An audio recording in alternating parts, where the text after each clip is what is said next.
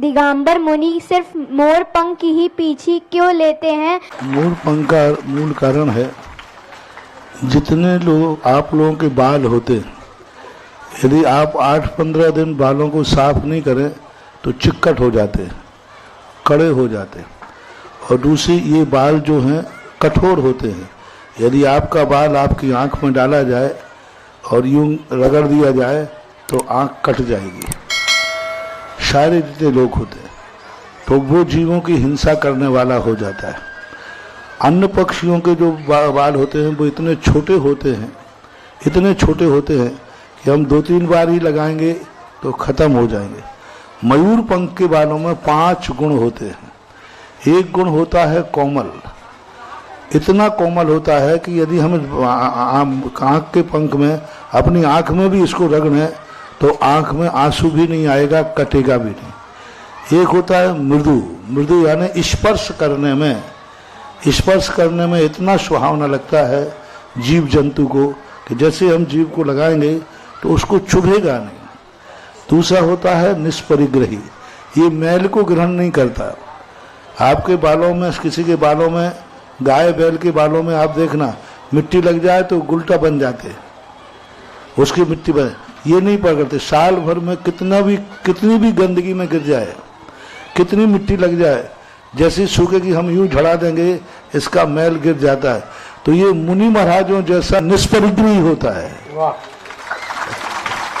मुनि महाराज जैसे परिग्रह ग्रहण नहीं करते, जैसे मान लो इसको ले भी रहे हैं, मान लो घड़ी को ले भी लिया तो हमें परिग्रह का नहीं, ये छोड़ दिया, ऐसे ये मैल को छोड़ देती है, हल्की होती है।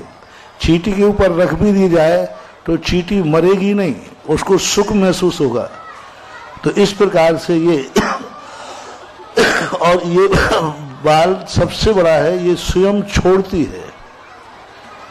और जो पंख हैं वे कोई पक्षी छोड़ते नहीं हैं, उनके पक्षी के पंख गिरते हैं।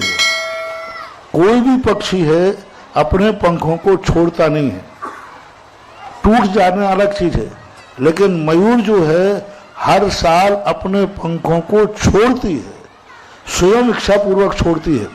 ये टूटते नहीं हैं, ये छीने नहीं जाते।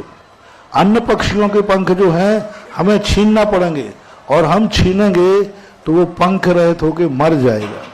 लेकिन मयूर जो है अपने सुता पंख दिवाली और दशहरा के बीच में सभी संसार के मयूर अपने पंखों को छोड़ते हैं, और इन पंखों को छोड़ते हैं और दूसरे पंख उस स्थान पर आ जाते हैं।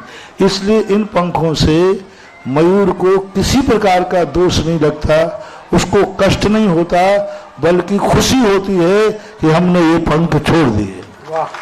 अन्य पंखों को यदि हम छोड़ेंगे तो नुकसान कर सकता है, तो इसलिए ये मयूर पंख की पीछे ली जाती है। कुचित कदाचित कभी आपातकाल में गिद्ध पंखों का भी एक उल्लेख मिला।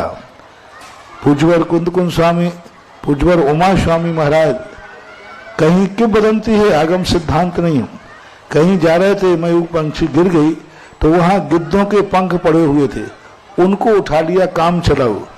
तो क्योंकि वो मुलायम तो होते हैं, लोग अपने आप गिरे हुए थे तो निकाल लिया, ले लिया, लेकिन उसमें भी हिंसा होती है, इसलिए मयूर पंख ली जाती है।